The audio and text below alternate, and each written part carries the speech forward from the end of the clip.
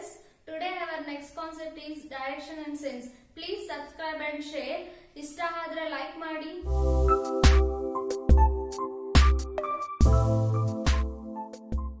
Direction and sense problems typically involve a person moving on a certain distance with a specified direction. So ನೀವು ಈ ತರ problems direction and senses problems ನೀವು draw ಮಾಡಬೇಕಂದ್ರೆ easiest way to solve this problem. ನೀವು question ಅಲ್ಲಿ ಏನ್ information ಇದೆಯೋ ಅದನ್ನ ರೀಡ್ ಮಾಡಿದ ತಕ್ಷಣ ಡಯಾಗ್ರಾಮ್ ನ ಡ್ರಾ ಮಾಡಬೇಕು.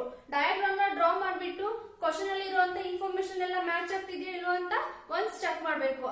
ಸೊ ಈ ಪ್ರಾಬ್ಲಮ್ ನ ಡ್ರಾ ಮಾಡಬೇಕು ಅಂದ್ರೆ so direction and sense problem ನ ನೀವು ಸಾಲ್ವ್ ಮಾಡ್ಬೇಕಂದ್ರೆ ಏನೇನ್ ಮೈಂಡ್ ಅಲ್ಲಿ ಇಟ್ಕೋಬೇಕು ಅಂದ್ರೆ ಫಸ್ಟ್ ನಿಮ್ಗೆ ಡೈರೆಕ್ಷನ್ಸ್ ಅವೇರ್ ಇರ್ಬೇಕು. ಅಂದ್ರೆ ನಾರ್ತ್ ಯಾವ ಕಡೆ ಬರುತ್ತೆ, ಸೌತ್ ಯಾವ ಕಡೆ ಬರುತ್ತೆ, ಈಸ್ಟ್ ವೆಸ್ಟ್ ಆತರ ನೀವು ಡೈರೆಕ್ಷನ್ ನ ಫಸ್ಟ್ ಅರ್ಥ ಮಾಡ್ಕೋಬೇಕು. ಅದಾದ್ಮೇಲೆ ಬಂದ್ಬಿಟ್ಟು ಪರ್ಸನ್ ಯಾವ ಕಡೆ ಮೂವ್ ಆಗ್ತಾನೆ, ಲೆಫ್ಟ್ ಅಂದ್ರೆ ಲೆಫ್ಟ್ ಕರೆಕ್ಟ್ ಆಗಿ ಮೂವ್ ಆಗ್ತಿದ್ದಾನ, ರೈಟ್ ಆತರ ಡೈರೆಕ್ಷನ್ಸ್ ಕೂಡ ನೀವು ನೋಡ್ಕೋಬೇಕಾಗುತ್ತೆ. ಸೊ ನೀವು ಈ ಪ್ರಾಬ್ಲಮ್ಸ್ ನೆಲ್ಲ ಸಾಲ್ವ್ ಮಾಡ್ಬೇಕು ಅಂದ್ರೆ ಫಸ್ಟ್ ನೀವು ಈ ಡಯಾಗ್ರಾಮ್ ನ ಕಲ್ತ್ಕೋಬೇಕು. ಅರ್ಥ ಆಯ್ತಾ? ಸೊ ಈ ತರ ನೀವು ಪೊಸಿಷನ್ ಮಾಡ್ತಿದ್ದೀರಾ ಅಂದ್ರೆ ನಿಮ್ಮ ಲೆಫ್ಟ್ ಸೈಡ್ ಬಂದ್ಬಿಟ್ಟು west, right east, so north south, ಆಮೇಲೆ ಇನ್ನ ಫೋರ್ತ್ ಡೈರೆಕ್ಷನ್ಸ್ ಅಂದ್ರೆ ನಾರ್ತ್ ಮತ್ತೆ ಈಸ್ಟ್ ಮಧ್ಯೆ ಬರುವಂತ ಡೈರೆಕ್ಷನ್ ಬಂದ್ಬಿಟ್ಟು ನಾರ್ತ್ ಈಸ್ಟ್, ಆಮೇಲೆ ನಾರ್ತ್ ಮತ್ತೆ ವೆಸ್ಟ್ ಮಧ್ಯೆ ಬರುವಂತ ಡೈರೆಕ್ಷನ್ ಬಂದ್ಬಿಟ್ಟು ನಾರ್ತ್ ವೆಸ್ಟ್, ವೆಸ್ಟ್ ಮತ್ತೆ ಸೌತ್ ಮಧ್ಯೆ ಬರುವಂತ ಡೈರೆಕ್ಷನ್ ಬಂದ್ಬಿಟ್ಟು ಸೌತ್ ವೆಸ್ಟ್, ಸೌತ್ ಮತ್ತೆ ಈಸ್ಟ್ ಮಧ್ಯೆ ಬರುವಂತ ಡೈರೆಕ್ಷನ್ಸ್ ಬಂದ್ಬಿಟ್ಟು ಸೌತ್ ಈಸ್ಟ್. ಸೊ ಆಮೇಲೆ ಲೆಫ್ಟ್ ರೈಟ್ ನ ನೀವು ಮಾರ್ಜಿನ್ ಮಾಡ್ಬೇಕಾಗುತ್ತೆ. ಸೊ ಈಗ ಒಬ್ಬ ಪರ್ಸನ್ ಹಿಂಗ್ ಹೋಗ್ತಿದ್ದಾನೆ ಅಂದ್ರೆ ಟುವರ್ಡ್ಸ್ ಯುವರ್ ರೈಟ್ ಅಂದ್ರೆ ರೈಟ್ ಸೈಡ್ ಅಂದ್ರೆ ಸೌತ್ ಇಂದ ನೀವು ಮೂವ್ ಆಗ್ತಿದ್ದೀರಾ. ಸೊ ರೈಟ್ ಸೈಡ್ ಅಂದ್ರೆ ಬಂದ್ಬಿಟ್ಟು ಈಸ್ಟ್ ಬರುತ್ತೆ. ಸೊ ಅದನ್ನೆಲ್ಲ ನೀವು ಐಡೆಂಟಿಫೈ ಮಾಡ್ಬೇಕು. ಆಮೇಲೆ ಕೆಲವೊಂದು ಇನಿಷಿಯಲ್ ಪಾಯಿಂಟ್ ಮತ್ತೆ ಫೈನಲ್ ಪಾಯಿಂಟ್ಸ್ ನ ಫೈಂಡ್ ಔಟ್ ಮಾಡಕ್ಕೆ ಹೇಳ್ತಾರೆ. ಸೊ ಅದನ್ನ ನೀವು ಫೈಂಡ್ ಔಟ್ ಮಾಡ್ಬೇಕು. ಅಥವಾ ಹಾರಿಜಾಂಟಲ್ ಮತ್ತೆ ವರ್ಟಿಕಲ್ ಡೈರೆಕ್ಷನ್ ನೀವು ಫೈಂಡ್ ಔಟ್ ಮಾಡ್ಬೇಕು ಅಂದ್ರೆ ಫಸ್ಟ್ ಥಿಂಗ್ಸ್ ಅದಕ್ಕೊಂದು ಫಾರ್ಮುಲಾ ಇದೆ. ಅಂದ್ರೆ it is so distance from particular point after travelling A distance x meter in a horizontal direction and the distance of y in a vertical direction is equal to square root of x square plus y square. So horizontal ಮತ್ತೆ vertical direction ನ ಯಾವ ತರ ಇದ್ ಮಾಡ್ತೀರಾ ಅಂದ್ರೆ horizontal ಬಂದ್ಬಿಟ್ಟು East ಮತ್ತೆ West ಇದೆಯಲ್ಲ, ಸೊ ಆ ಡೈರೆಕ್ಷನ್ಸ್ ಬಂದ್ಬಿಟ್ಟು ಹಾರಿಜಾಂಟಲ್ ಲೈನ್ ಆಗುತ್ತೆ. ಸೊ ವರ್ಟಿಕಲ್ ಲೈನ್ಸ್ ಬಂದ್ಬಿಟ್ಟು ನಾರ್ತ್ ಸೌತ್ ಡೈರೆಕ್ಷನ್ ಆಗುತ್ತೆ. ಈಗ ಡೈರೆಕ್ಷನ್ ನ ಯಾವ ತರ ಐಡೆಂಟಿಫೈ ಮಾಡೋದು ಅಂತ ನೋಡ್ಕೊಂಡ್ರಿ.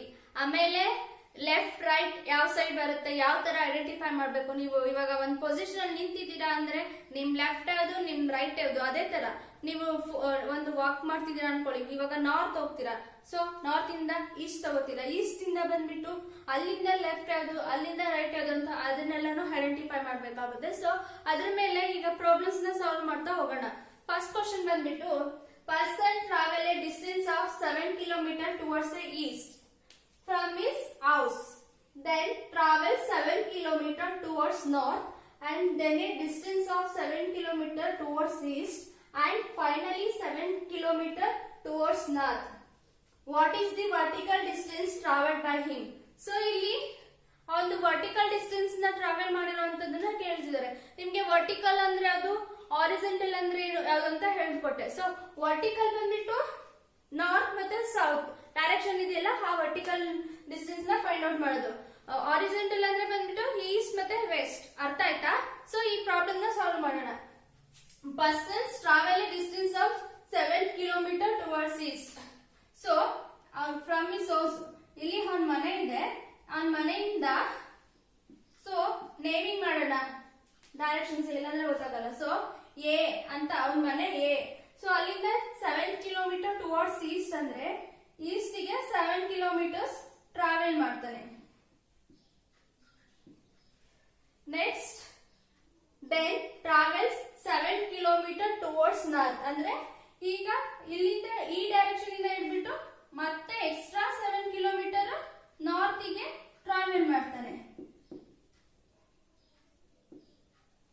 ನೆಕ್ಸ್ಟ್ ಇನ್ಫಾರ್ಮೇಶನ್ ಏನಿದೆ, and then distance of 7 kilometers towards east ಮತ್ತೆ ಈ ಡೈರೆಕ್ಷನ್ ಇಂದ ಹಿಡ್ಬಿಟ್ಟು ಮತ್ತೆ 7 kilometers towards east ಗೆ ಟ್ರಾವೆಲ್ ಮಾಡ್ತಾನೆ.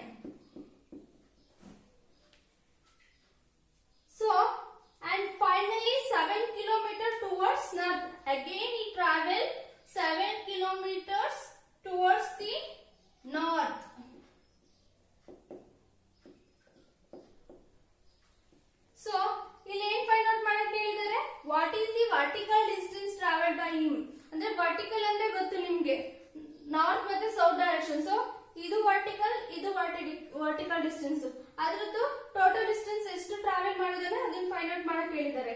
ವಾಟ್ ಆರ್ ದಿ ವರ್ಟಿಕಲ್ ಇಲ್ಲಿ ಬಿ ಸಿ ಮತ್ತೆ ED ಅಥವಾ DE ಈ ಎರಡು ವರ್ಟಿಕಲ್ ಡಿಸ್ಟೆನ್ಸ್ ಆಗುತ್ತೆ. ಸೊ ಎಷ್ಟು ಕಿಲೋಮೀಟರ್ ವರ್ಟಿಕಲ್? BC ಎಷ್ಟು 7 ಕಿಲೋಮೀಟರ್ ಪ್ಲಸ್ DE ಎಷ್ಟು 7 ಕಿಲೋಮೀಟರ್ಸ್. ಟೋಟಲ್ ಎಷ್ಟಾಗುತ್ತೆ? 7 plus 7 14 kilometers. So 14 kilometer is your answer for this question. Next problem is Surya travels 3 kilometer towards east and then turns right and travels 4 kilometers. What is the distance between the initial and final position of Surya? So ಇಲ್ಲಿ initial ಮತ್ತೆ final position of ಸೂರ್ಯನ find out ಮಾಡಕ್ ಹೇಳಿದ್ದಾರೆ. So ಏನೇನ್ information ಕೊಟ್ಟಿದ್ದಾರೆ ಅದ್ರ ಮೇಲೆ ನಾವು ಡಯಾಗ್ರಾಮ್ಸ್ ನ ಡ್ರಾ ಮಾಡಬೇಕಾಗುತ್ತೆ.